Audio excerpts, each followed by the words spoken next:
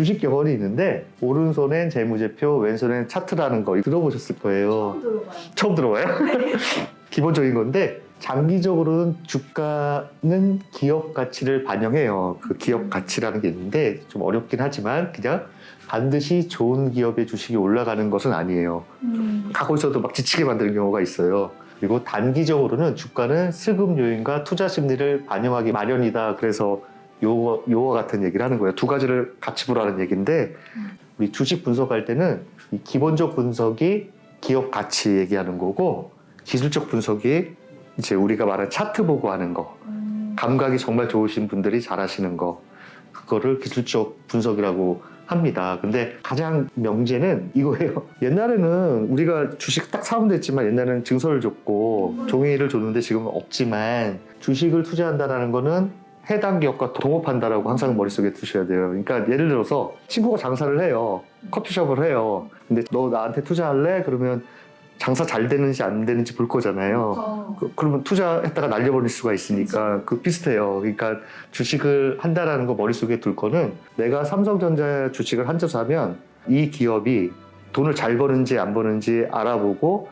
나한테 뭐 더 나가서 배당을 더 줄 건지 거기에 따라서 이익이 많이 나서 주가가 같이 올라서 나한테 뭔가를 줄 것인지 생각하시면서 하시는 게 기본이에요. 근데 쉽지 않아요. 항상 내가 이 기업과 동업한다는 입장에서 그게 한 주든 10주든 그렇게 생각하시면 되는 게 왜 중요하냐면 피터 린치라고 들어보셨는지 모르겠어요. 현존하는 은퇴를 하셨지만 최고의 펀드 매니저인데 펀드 매니저 시절에 연간으로 지금 같은 막 폭락장이 왔을 때 손해를 본 적이 한 번도 없어요. 그분이 멋있는 거는 45세 자기 몸값이 최고일 때 네, 가족과 보내겠다고 다들 꿈이 있겠지만 최고치에 올랐을 때 그거를 눕는 게 그런 시기가 오고 눕게 되면 참 좋은데 가정을 위해서 놨어요. 되게 멋진 분인데 그분은 어떤 시기에 투자를 했냐면 뭐가 잘 팔려요. 그러면 이 차가 많이 팔리면 그 차를 사는 게 아니라 그 주식을 샀어요. 그러니까 생활 속에서 주식을 했어요.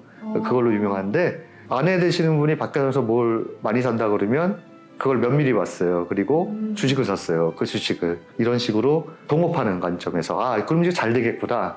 그러면서 생활 속의 투자로 유명하신 분인데 하여튼 주식은 이렇다. 기본적 분석이라는 게 앙드레 코스토란이라고 헝가리의 위대한 투자자 계세요. 개화 주인이라는 걸로 대변을 할까 해요. 개화 주인이 뭐냐? 산책을 가요. 이건 주인이고요. 화살표는 어느 목적지까지. 그리고 요거는 개예요. 그러면 주인이 쭉 걸어갈 때 개는 이제 이렇게 뒷서거니 앞서거니 막 한다라는 표현을 하면서 이 주인은 주식의 가치라고 설명을 했고 주식의 가치, 주식 얼마나 돈을 잘 벌고 하는 그건 주식의 가치라고 했고 개는 주가 변동이라고 했어요. 주가라고 했어요. 그래서 주가는 기업의 가치는 주인은 이렇게 한 방향으로 가는데 결론적으로 마주치거든요. 같이 목적지에 오잖아요. 근데 개는 앞서거니 뒤서거니 하는 그 과정을 겪는다 하면서 언제 주식을 사냐.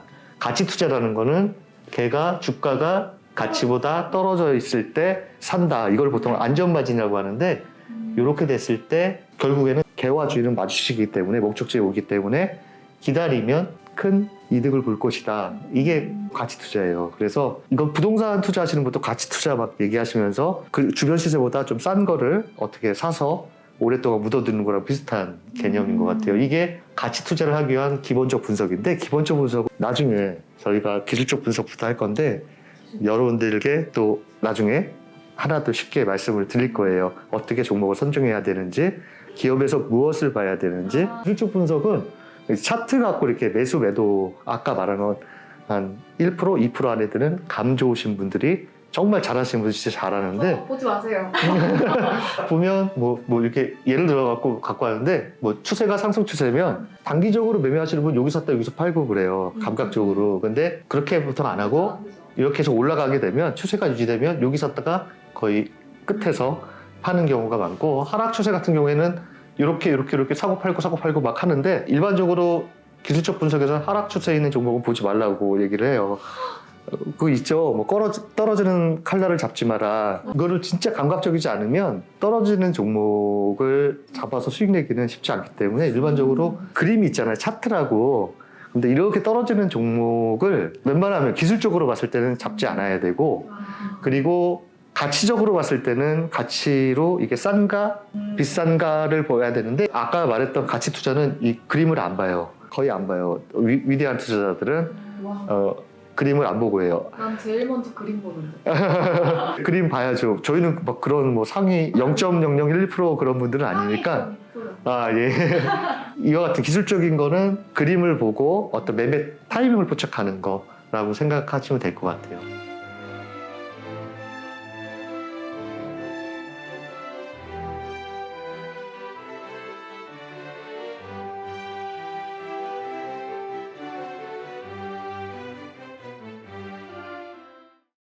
그럼 제가 이제 또 질문 드릴게요. 이때는 주식시장이 나쁘진 않았어요. 근데 어느 종목을 사고 싶은지 은봉 양봉님께서 말씀해 주시면 되는데, 이 기업은 보시면 74% 오르고 3개월 횡보를 했고, 요거는 59% 떨어지고 3개월 똑같이 횡보를 했어요. 모양도 비슷해요. 그림 보시면 똑같거든요. 어떤 주식이 매력적이세요? 산다 그러면 두 개 갖고 어느 거 살까 고민이 왔어요. 저는 만약에 제 돈이라면 A기업. 아, A기업. 네. 그리고 은봉님은? 저도 제 돈이면 A. 한 용돈을 줘가지고 투자해봐라 이러면 B가 지금 그 거래량이 거래량도 하시는구나. 살짝씩 이렇게 움찔움찔. 예, 움찔움찔 그래도 어느 정도 있는 것 같거든요. 오. 그러고 떨어졌는데 횡보를 했다 그러면 어느 정도 올라갈 가능성이 있지 않나. 근데 저는 반대인 게 B기업 너무 가격이 애초에 낮아서 올라봤자 얼마 안 오를 것 같아요. 언니, 네? 이 작은 것도 많이 투자하면 많아요. 그러면 지금 양봉님이고 은봉님이신 거? 양봉이 A, 은봉이 B. 아, 은봉이 B요? 오. 은봉이 B인데 은봉이 돈으로는 안 할 거예요. 거래량을 먼저 보시는구나. 그러면 되게 좋은 기술적 저가가 되실 텐데. 거래량을 먼저 보시는 습관은 그 좋은 거예요. 초보를 벗어나시는 어느 정도 그래도 그러고 관심이 해요. 있다는 거잖아요. 그치. 그림을 잘 보시는 거예요. 먼저 이거부터 보기가 쉽지 않은데, 근데 지금 오늘 옷을 잘 입고 오신 것 같아요. 네? 왜요? 맞아요. 짜고 치는 건 아닌데, 보시면 이렇게 됐어요. 아, 이렇게 오르고 이렇게 빠졌어요. 제가 말씀드리고 싶은 거는 딴 건 아니에요. 이게 어떻게 갈지 몰라요. 근데 제가 첫 번째 주식시장이 좋다라고 얘기했어요. 주식 전체 시장이. 시장이 좋다고. 근데 네. 요건 떨어지고 요거는 올랐어요. 근데 요거보다는 기술적 분석 하시는 분들이 가장 큰 오류가 뭐냐면, 앞에 요것만 딱 치고 보면 일반적으로 처음 투자하시는 분들은 많이 내려간 주식이 더 이상 안 떨어지면 이거다, 이제 오를 거다, 오를 확률이 높다, 이거 너무 많이 올랐어, 이런 얘기를 많이 하는데, 그게 이제 잘못된 오류가 있어요. 그래서 여기서 우리 기술적 분석을 하더라도 가격 착시 오류라고 하는데, 우리가 봐야 될 게 장사, 아까 동업한다고 그랬죠. 기본 요 그림만 보면 안 되고, 이 기업은 우리 매출, 장사 또 계속 올라가고, 영업이익, 이익도 많이 올라가고, 순이익, 마진 먹는 것도 되게 많이 올라가요. 그러면 이 기업이 시장을 주도하면서 올라가는 절대 싼 주식이 아니다라는 거. 그러니까 이 기업이 장사를 얼마나 하는가 보면 왜 다시 오르는지를 알 수가 있어요. 그렇기 때문에 그림만 봤을 때 가격 착시 오류, 많이 올라서 더 이상 안 오르겠지라고 생각하지 말고, 최소한 장사가 이 정도만이라도 잘 되고 있는지, 추이가 어떤지 보시고 내가 장사할 만한 기업인가 이렇게 판단하시는 게 좋을 것 같아요. 선생님, 근데 저희 거래량 갑자기 팍 뛰었잖아요. 네. 이거 작전주 아닌가요? 아니요. 만약에 이렇게 가다가 거래가 탔다가 올라갔다가 다시 지금 이거 더 떨어져요. 왜냐하면 진짜요? 여기서 이겨내지 못하고 이게 또 악성 매물이 되고, 올라가려 그러면 여기 또 번전 지켜야 되고. 뭔지 되겠네, 뭔지. 그러니까 이거 동전주라고 하죠. 보통 그건 동전주라고 해요. 그러니까 예를 들어서 100원짜리가 5원 오르면 많이 오른 거잖아요. 엄청나기 때문에 단타를 많이 치시는 분들이 하시는 경우가 있는데, 이 기업은 내용을 보시면 장사를 잘 못하고 있었어요. 계속 적자를 보고, 그러다 보니까 시장에서 소외되고, 여기 거래량도 별로 없고, 그 다음에 한번 아까 말씀드린 것처럼 텄지만 여기서 물렸던 사람들 다 버릴 거잖아요. 예, 결국에 못 이기고 내려앉는 모습이 돼서 제가 말씀드리고 싶어는 주가가 올라가서 똑같이 횡보를 한다라고 하더라도 이 기업이 왜 이렇게 왜 빠지지? 시장도 좋은데 하실 때 약간 이 기업 장사를 잘하는지 기술적 분석한다고 해도 꼭 보셔야 된다라는 거. 아까 동업자라고 했으니까. 근데요, 이게 2010년도 거잖아요. 근데 2010년도에는 전년도에 비해서 매출액도 증가를 하고 당기순이익도 좀 올랐는데 왜 더 떨어진 거예요?